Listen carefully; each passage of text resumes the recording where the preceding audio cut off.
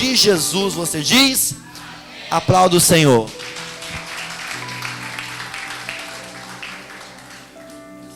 Boa noite, a paz. Nem precisava pregar hoje, tanto testemunho já tá bom demais. Deus faz. Querendo ou não, Deus faz.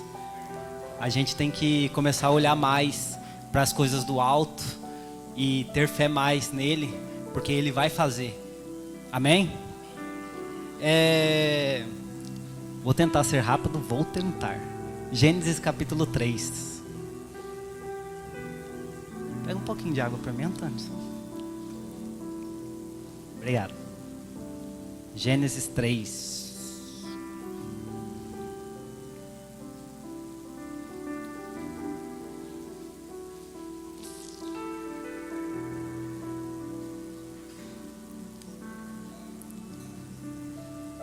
Conseguiu achar aí, como?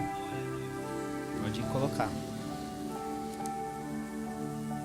Ora, a serpente era mais astuto de todos os animais selvagens que o Senhor tinha feito. Ela perguntou à mulher: Foi isto mesmo que Deus disse? Disse: Não comam de nenhum fruto das árvores do jardim. Respondeu a mulher à serpente: Podemos comer do fruto das árvores do jardim, mas Deus disse: Não comam do fruto da árvore que está no meio do jardim, nem toque nele. Do contrário, vocês morrerão. Disse a serpente à mulher: Certamente não morrerão. Deus sabe que no dia em que dele comerem, seus olhos se abrirão, e vocês, como Deus, serão conhecedores do bem e do mal. Quando a mulher viu que a árvore parecia agradável ao paladar, e era atraente aos seus olhos, e além disso, desejável para dela se obter discernimento, tomou do seu fruto, comeu e deu ao seu marido, que comeu também. Os olhos dos dois se abriram e perceberam que estavam nus. Então juntaram folhas de figueira para cobrir-se. Ouvindo o homem e a sua mulher os passos do Senhor Deus, que andava pelo jardim quando soprava a brisa do dia, esconderam-se da presença do Senhor. Repitam comigo: presença. Da presença do Senhor Deus entre as árvores do jardim. Mas o Senhor Deus chamou o homem. Repitam comigo: chamou. Chamou o homem perguntando: Onde você está? E ele respondeu: Ouvi teus passos no jardim e fiquei com medo. Repitam comigo: medo. Porque estava nu, por isso me escondi. E Deus perguntou: Quem disse que você estava nu? Você comeu do fruto da árvore da qual proibi de comer? Disse o homem: Foi a mulher que me deste por companheira, que me deu o fruto da árvore e eu comi. Amém?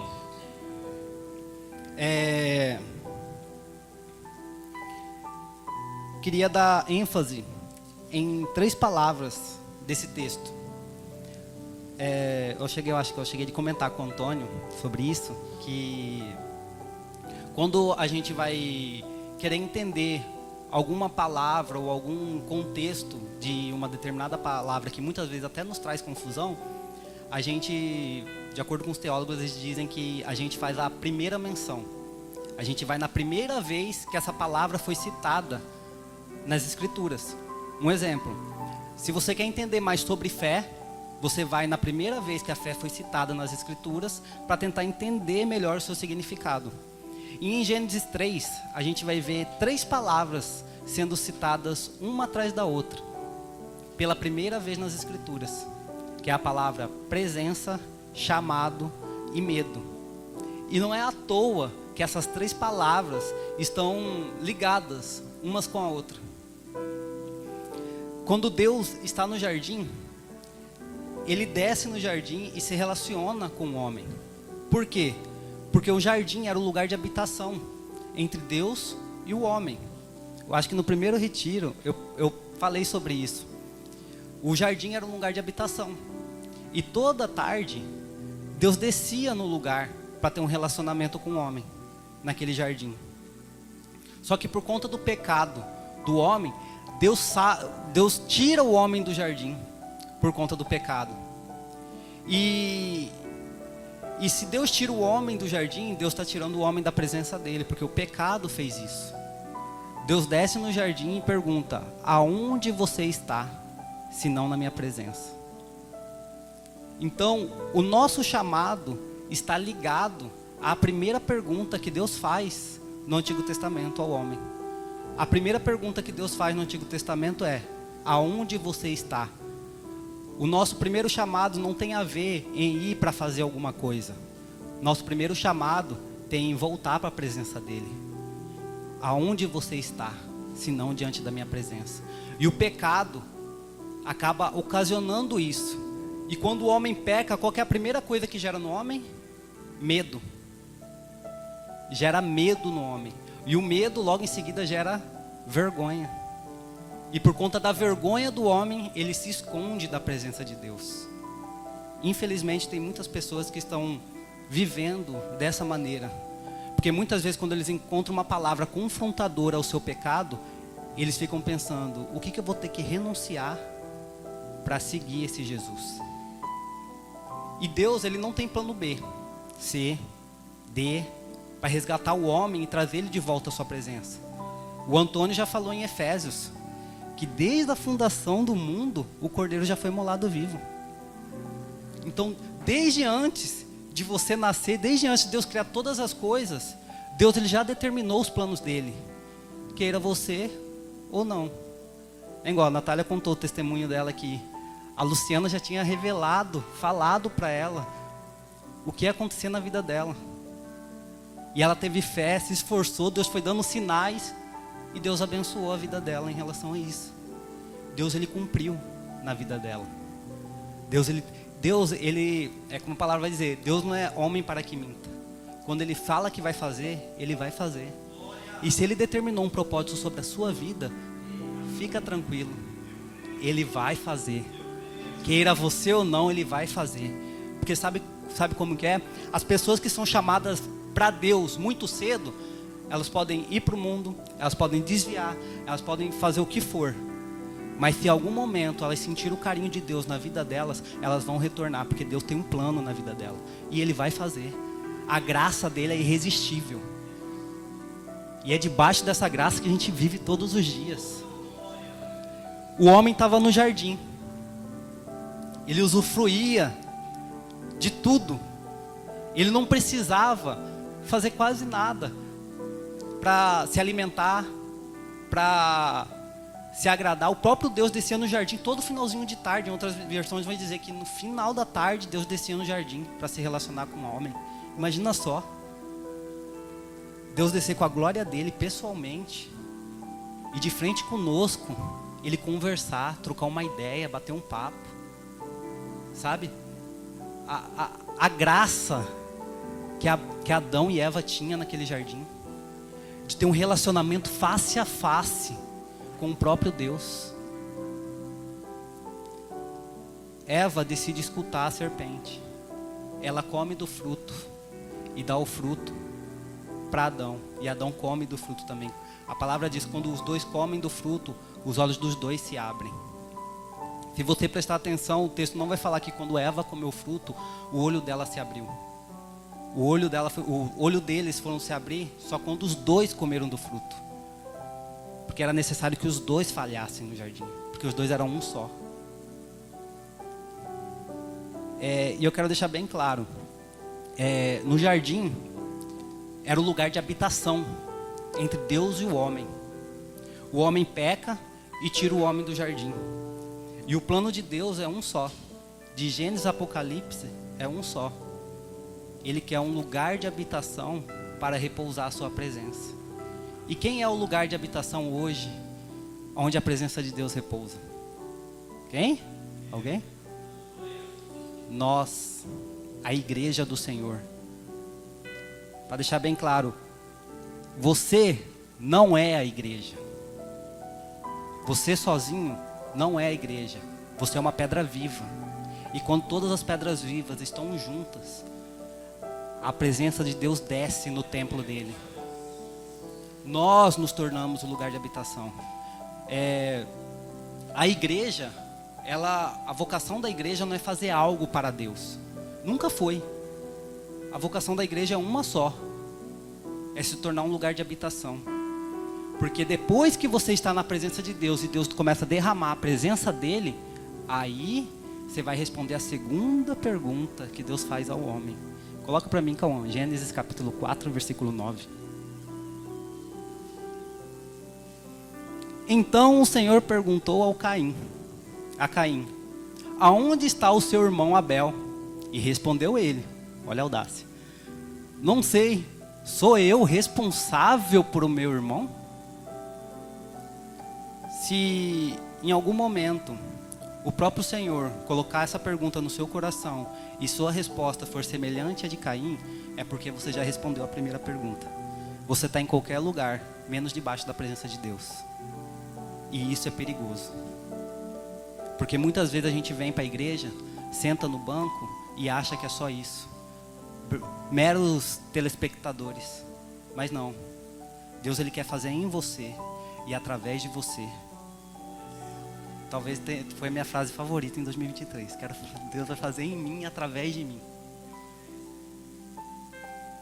E como eu disse, se Deus já começou a fazer, Ele vai terminar a boa obra.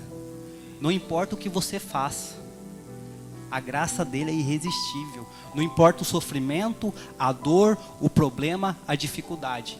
Ele vai fazer. E tudo isso serve para te moldar a estar debaixo da presença dele. Deus ele procura um lugar de habitação. Em Gênesis, era um jardim. No Éden, era um jardim. Deus descia no jardim e se relacionava com o homem. Esse sempre foi o plano de Deus. Coloca em Êxodo capítulo 25. Versículo 8.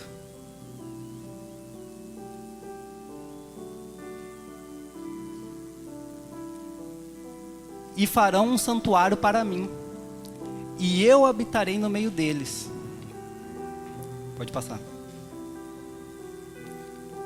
Façam tudo como eu lhe mostrar, conforme o modelo do tabernáculo e de cada utensílio. Passa anos depois. O lugar de habitação entre Deus e o homem era um jardim. O homem peca e ele é expulso do jardim. Quando ele é expulso do jardim, Deus coloca à frente do jardim querubins para guardar o local, para que o homem também não tenha acesso à árvore da vida. Então o homem ele não consegue mais encontrar o caminho. Passa Noé, passa Abraão, passa os patriarcas, passa o Egito de novo, depois vem Moisés. E aí Deus fala para o povo a mesma coisa do Éden. Construa um tabernáculo, porque eu, o Senhor, quero habitar no meio de vós. Entenda, não é você que busca a presença de Deus, é a presença de Deus que busca você. Nós temos que nos tornar um lugar de habitação para que a presença de Deus repouse sobre nós. A palavra habitação vem de hábito. De hábito da gente se derramar aos pés dele, de buscar a face dele, porque a presença dele a todo momento está buscando um tabernáculo, e você é o tabernáculo vivo do Senhor. Abra para mim em 2 Coríntios capítulo 5, versículo 1. Nós somos o tabernáculo do Senhor. Olha só, é um texto complexo, mas muito top. Sabemos que se for destruída temporária a habitação terrena em que vivemos, temos da parte de Deus um edifício, uma casa eterna nos céus, não construída por mãos humanas. Nós somos a habitação de Deus. Deus nos fez. Ele não habita mais por intermédio de templos. Agora ele habita por intermédio da igreja. No Éden era um jardim. Em Êxodo 25, um tabernáculo. Deus sempre pedindo a mesma coisa. Eu quero habitar no meio de vós. Coloca aí em 1 Reis, capítulo 7. Não, capítulo 6. 1 Reis 6.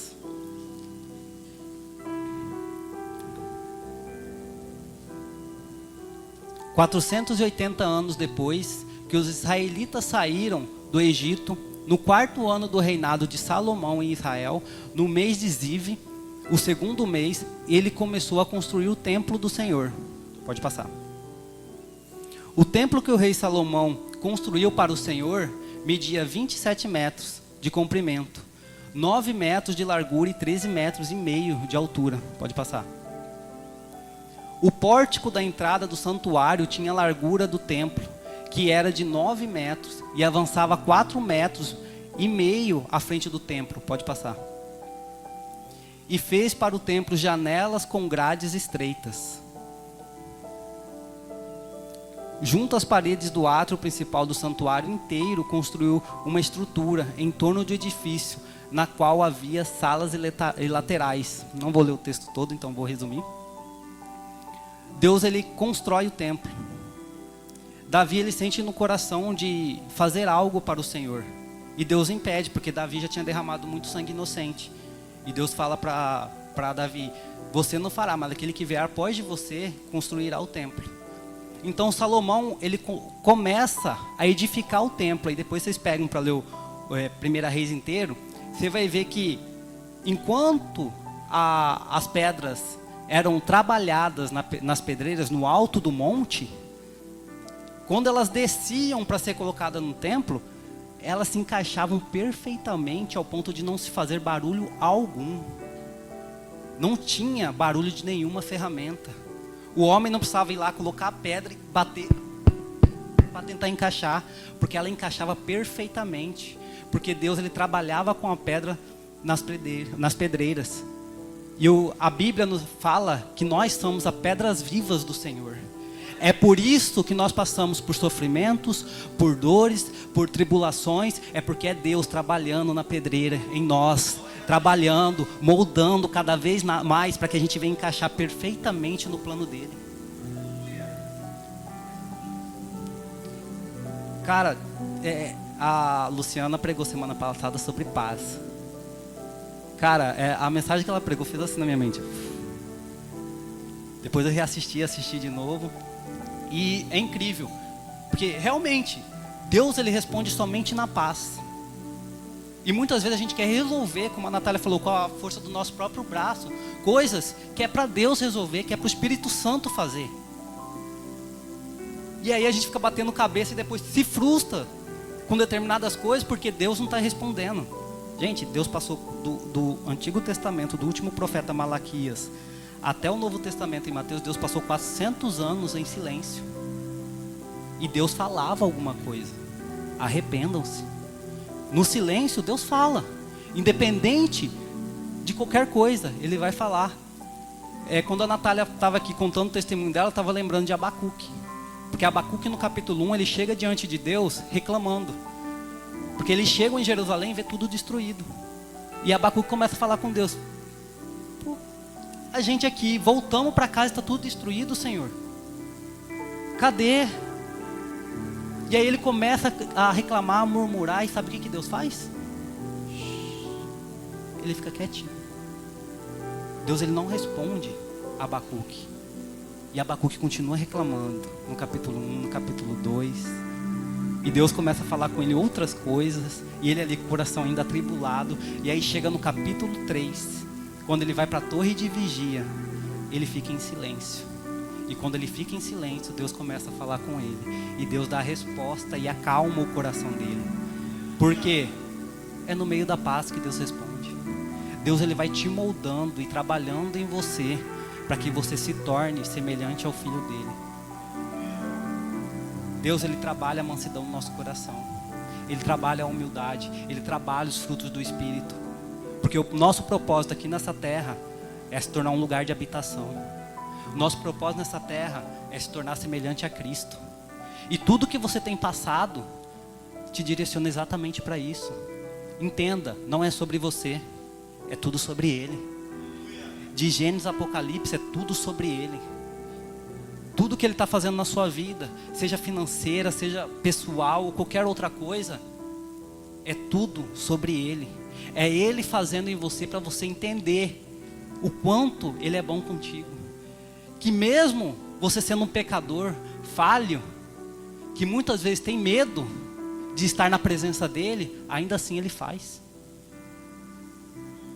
Ainda assim ele faz. Ainda assim ele abençoa. Às vezes a gente recebe uma bênção do Senhor e tipo, às vezes a gente está satisfeito. Orei por isso e Deus já me abençoou. Deixa eu te falar, Natália, a bênção do Senhor, ela é recalcada, sacudida e transbordante. Muitas vezes Deus nos abençoou de uma maneira que a gente nem espera. E a gente acha que a gente está sendo abençoado só por aquilo que a gente está orando. Mas o carinho e o amor de Deus é tão grande que ele transborda. Eu creio que em nome de Jesus, Deus vai transbordar, cara, bênçãos em 2024 na vida de cada um de vocês. Deus, ele vai abençoar, ele vai derramar.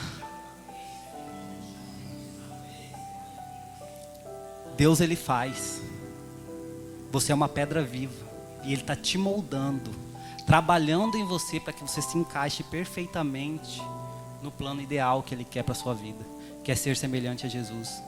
Romanos 8, 28, 29. É o propósito.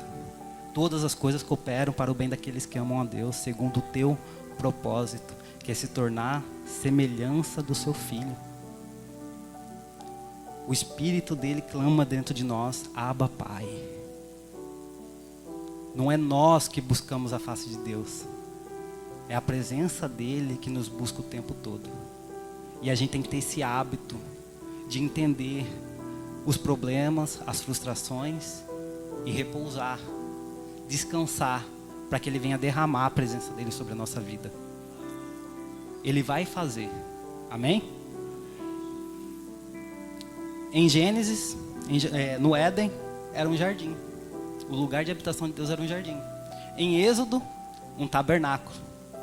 No período dos reis, o templo. E aí, coloca em Isaías, capítulo 7, versículo 14.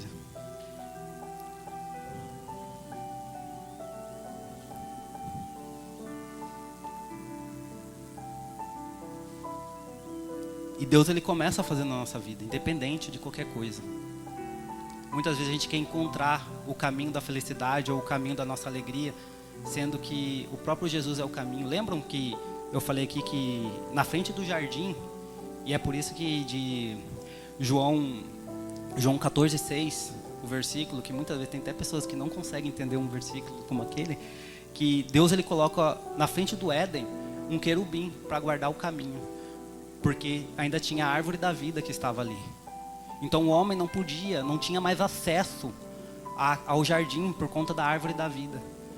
Só que agora, em João capítulo 14, versículo 6, Jesus vai dizer, eu sou o caminho, eu sou a verdade e a vida. Ou seja, Jesus se tornou o caminho novamente para Deus, para aquele que dá a vida eterna. Aquilo que estava oculto agora não está mais, porque ele se tornou pleno diante dos nossos olhos por causa de Jesus. Amém? Por isso o Senhor mesmo dará a vocês um sinal. A virgem ficará grávida, dará à luz a um filho, e o chamará de Emanuel. O que significa Emanuel? Deus conosco. No Éden, um jardim. Em Êxodo, um tabernáculo. Desculpa ser repetitivo, mas dá pra gente aprender. Em Êxodo, um tabernáculo. No período dos reis, o templo, e dá uma menção à tenda de Davi também. A tenda de Davi, templos e a tenda de Davi. Agora na transição, esqueci a palavra, na transição do período ali, como passa? Na transição do período interbíblico. Na transição do período interbíblico, uma pessoa, quer dizer, da aliança de Deus. Uma pessoa, Jesus, o Emanuel, o Deus conosco. Em Gênesis, um jardim. Em Êxodo, um tabernáculo. No período dos reis, o templo.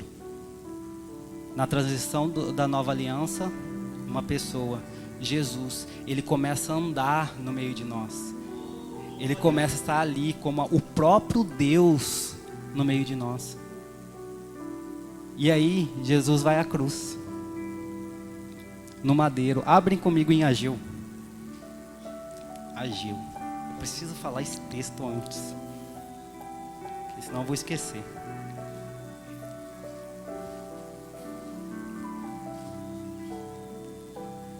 Gente, é um livro de 2 capítulos, mas poderosíssimo. Meu Deus, 8h33 já. Coloca no versículo 2 de Ageu, cão. Capítulo 1, versículo 2, isso. Ageu, ele era um dos profetas que estava no cativo babilônico. Então, o Ageu vai escrever isso porque Deus ele fica chateado com o povo que está fazendo a mesma coisa. O povo fica preso durante 70 anos no cativo babilônico. E aí Deus levanta Zorobabel para reconstruir o templo. Só que quando Deus estava reconstruindo o templo, Deus ele deu as riquezas. E até conversar isso com você, Antônio, porque é engraçado como Deus faz, porque a riqueza de quem Deus levanta para construir o templo era de um ímpio, do rei Sírio, do príncipe da Pérsia. Então, se a gente perceber em todas as escrituras, Deus vai levantar pessoas ímpias, dinheiro do povo ímpio, para reconstruir o templo e o tabernáculo. O tabernáculo ele foi reconstruído com dinheiro dos despojos do Egito. Depois Deus levanta para construir o templo Salomão, que utiliza do dinheiro que Davi conquistou nas guerras dos filisteus, de todos os povos que eram inimigos de Israel. Então Deus ele pega a riqueza de um ímpio e ele coloca na mão daquele que faz a vontade dele.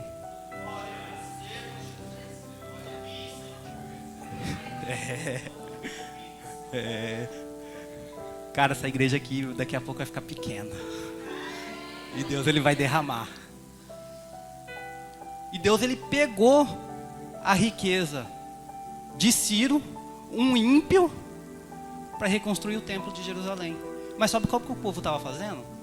O povo estava falando bem assim: poxa, eu acho que a casa do Senhor pode esperar um pouquinho, né? Por isso que eu falo, tem muita gente que fala que é culpa de Satanás, mas o texto bíblico vai mostrar que muitas vezes não é a culpa de Satanás. Muitas vezes é o coração do homem que se corrompe mesmo. E Deus pega o dinheiro de Ciro dá o dinheiro para Zorobabel traz e começa a reconstrução do templo. Só que do nada a obra para, porque Deus começa a abençoar, eles falaram: peraí, vamos dar uma parada na reconstrução do templo, da casa do Senhor, e vamos começar a construir as nossas casas. E aí eles começaram a construir as suas próprias casas e esqueceram da casa do Senhor. Olha só: assim diz o Senhor, Deus dos exércitos, este povo afirma, ainda não chegou o tempo de reconstruir a sua casa. Aquilo que eu estava falando, eles estavam pegando o dinheiro que era para ser usado no templo e colocando nas suas próprias casas, e esquecendo a casa do Senhor. E isso já tinha acontecido antes, quando o povo de Israel pega o recurso que era para ser utilizado para a construção do tabernáculo e constrói um bezerro de ouro. E aí acontece, Deus mata um monte de gente por conta disso. Tudo gera consequências. Tudo gera consequências, seja coisas boas ou ruins. Próximo versículo. Por isso a palavra do Senhor veio novamente por meio do profeta Ageu. Acaso é tempo de vocês morarem em casas de fino acabamento, enquanto a minha casa continua destruída? Pode passar. Agora assim diz o Senhor dos exércitos: vejo aonde os seus caminhos os levaram. Vocês têm plantado muito, colhido pouco, vocês comem, mas não se fartam. Bebem, mas não se satisfazem. Vestem-se, mas não se aquecem. Aquele que recebe o salário, recebe para colocá-lo em uma bolsa furada. Tem alguém aqui que está acontecendo exatamente assim? Come, mas não se satisfaz. Veste, mas não se aquece. E tudo que recebe, tudo que colhe, quando vai colocar no bolso, vai embora? Pode passar. Assim diz o Senhor dos exércitos: veja aonde os seus caminhos levaram. Subam o monte para trazer madeira, construam o templo, para que eu me alegre e nele seja glorificado, diz o Senhor.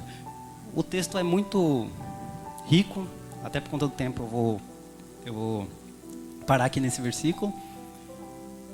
Gente, quem que subiu no monte com o madeiro para edificar a casa do Senhor? Fala o nome? Quem? Jesus. Ele subiu nas suas costas com o madeiro para construir uma casa, uma morada para o Senhor, para que o Senhor derramasse a tua presença e ele repousasse ali. Jesus subiu ali para construir uma casa, a igreja, a gloriosa igreja do Senhor. Tudo é sobre Ele, tudo é Ele que faz.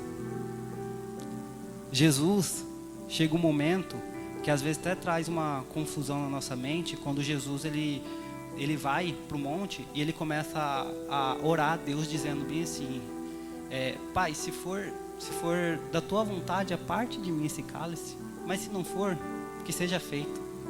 Aí muitas pessoas, eu já vi pregação disso, tá? De pessoas falando, Deus ficou com medo, Jesus ficou com medo de subir na cruz. Só que no final de João e até de Marcos capítulo 14, vai falar que o próprio Jesus vai dizer, é chegada a minha hora. Então, ou seja, Jesus não estava com medo de subir na cruz e morrer pelos nossos pecados. Ele não estava com medo. Ele sabia que ele ia ter que passar por um sofrimento. Ele sabia que ele ia ter que passar por toda aquela dor. Mas tinha uma coisa que quando chegou no momento, Jesus não queria de jeito nenhum. Que ele fosse separado de Deus. E ele não queria ser separado de Deus nem por um milésimo de segundo. Porque Jesus entendia que era tudo sobre a presença do Pai. A presença do Pai é a mais poderosa que existe. É aquilo que nos atrai, é aquilo que moveu cada um para estar aqui hoje. Tem um cara na Bíblia, Antônio, que Deus vai olhar para ele e vai falar, achei. Amém. É esse cara. Por quê? Porque diferente do pessoal de Ageu, que saiu do cativo babilônico depois de 70 anos, e que quando Deus começou a abençoar eles tiveram um coração corrompido e começaram a pegar os despojos, as riquezas que eram para ser usadas na construção do templo, e começaram a construir a sua própria casa, e esqueceram da casa do Senhor. Coloca aí com 1 Crônicas capítulo 17.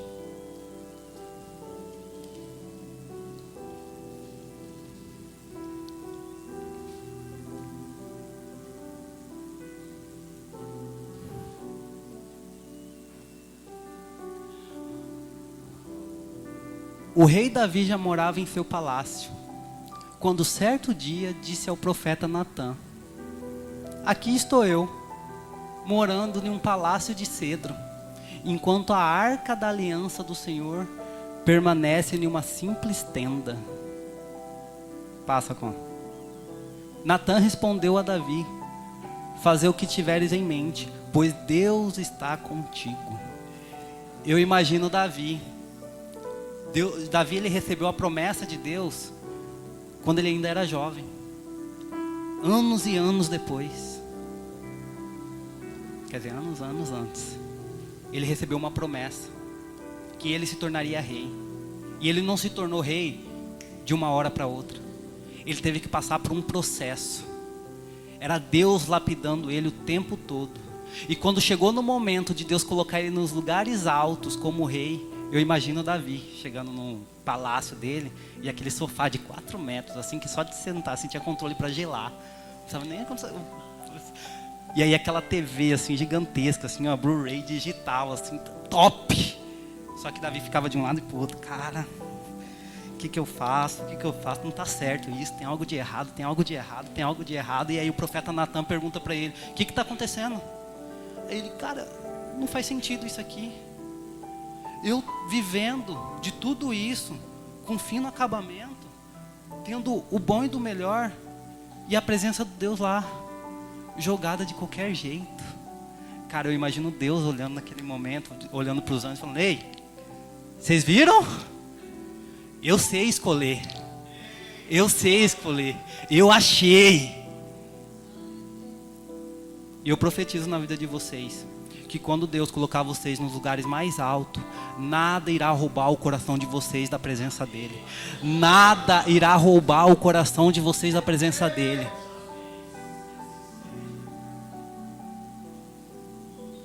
Por isso que Davi era o homem segundo o coração de Deus. Porque quando ele recebeu o mais alto posto, o coração dele continuou o mesmo. Buscando a face do Senhor. Estando debaixo da presença de Deus. Talvez Davi pecou muito. Errou em muitas coisas. Mas em nunca ele se afastou da presença de Deus. Ele sabia que a presença de Deus era tudo o que ele precisava. Amém? Jesus vai para uma cruz. Jesus, ele não tinha medo de sofrimento algum. Mas uma coisa ele não queria: ser separado da presença de Deus. Vocês têm noção disso? Que por causa de mim, de você, Jesus ele foi separado de Deus. E ele escolheu, ele viu a dor do Pai. E por conta de ter olhado para o Pai, pelo Pai ter nos amado de tal maneira, Jesus olhou e falou: eu vou. Por causa do amor do Pai. Em Gênesis capítulo 2, vai falar que... Gênesis capítulo 2 não, em Gênesis capítulo 3, que a gente leu aqui, tem 3 palavrinhas que eu tinha citado. Lembram? Presença, chamado e medo. Essas 3 coisas estão interligadas uma com a outra. O medo nos afasta do chamado de Deus e da sua presença. Quando a gente endurece o nosso coração, o medo traz dentro de nós algo, uma vergonha. Vocês lembram o que aconteceu com Adão e Eva? Quando eles sentiram vergonha por quê? Imagina você aqui nesse altar agora, nu. O que você faria? Você tentaria tampar sua vergonha, não é não? Só que adivinha, Jesus não podia tampar a vergonha dele, porque ele estava em um madeiro. Quando Jesus foi crucificado, ele estava nu, porque a palavra vai dizer que os soldados romanos jogavam sortes para ver quem ficava com as vestes dele. Aquilo que a gente vê muitas vezes na cruz com um paninho em volta é só uma tradição. Mas Jesus estava nu na cruz, porque a vergonha dele cobriu a minha e a sua vergonha, cobriu a nossa vergonha. É por isso que ele vai chegar e dizer: Pai, Deus meu, por que me desamparaste? Cara, o que Jesus fez na cruz, ninguém pode fazer. E muitas vezes a gente sente medo de quando a gente ouve a voz de Deus e pede pra gente renunciar a alguma coisa para viver debaixo da presença dele. Muitas vezes a gente sente medo. Às vezes Deus fala conosco, fala: ora para aquela pessoa, e a gente não vai. A Luciana falou algo para mim na sexta-feira que eu achei sensacional. Eu falei: tem que falar isso. Que ela citou um exemplo, que o amor que mais se aproxima, todo amor de ser humano é longe do amor de Deus, mas o amor que mais se aproxima do amor de Deus é de uma mãe pelo filho. Se um filho começa a se afogar no rio e a mãe, mesmo tendo medo de nadar, ela larga o que está fazendo e pula para salvar o filho. Sabe por quê? Porque o oposto de amor não é coragem. O oposto do medo não é coragem. O oposto do medo é o amor. E o amor lança fora todo medo. O amor dele lança fora todo medo. Que a gente possa ser revestido do amor dele e entender tudo aquilo que ele tem feito. Não é sobre o que eu quero, não é sobre a força do meu braço, é sobre aquilo que ele quer. Ele faz em mim para fazer através de mim. Jesus pagou um alto preço. Um preço que você não era capaz de fazer. Porque a palavra vai dizer que todos pecaram e todos estavam separados da glória de Deus. Mas por ele ter se separado na cruz do Calvário, a gente pode ter acesso novamente ao caminho. Acesso novamente à presença dele. É tudo sobre ele. É tudo sobre ele. E agora a gente vai cear. É tudo sobre a presença dele. Hoje é um memorial. Todos os cultos são para Deus, mas tem memoriais. E hoje é um memorial para lembrar daquilo que Jesus Cristo fez naquela cruz, por mim e por você. É um memorial da gente entender o que Jesus realmente fez. E muitas vezes a gente, como cristão, leva o sinal da cruz como se fosse nada. Na verdade, o sinal nem é a cruz, o sinal é a separação. Porque ele foi separado por causa de mim, por causa de você. E muitas vezes a gente leva a cruz de Jesus como se fosse qualquer coisa, e não é qualquer coisa. Ele pagou um alto preço naquele dia, que foi por mim e por você. Amém?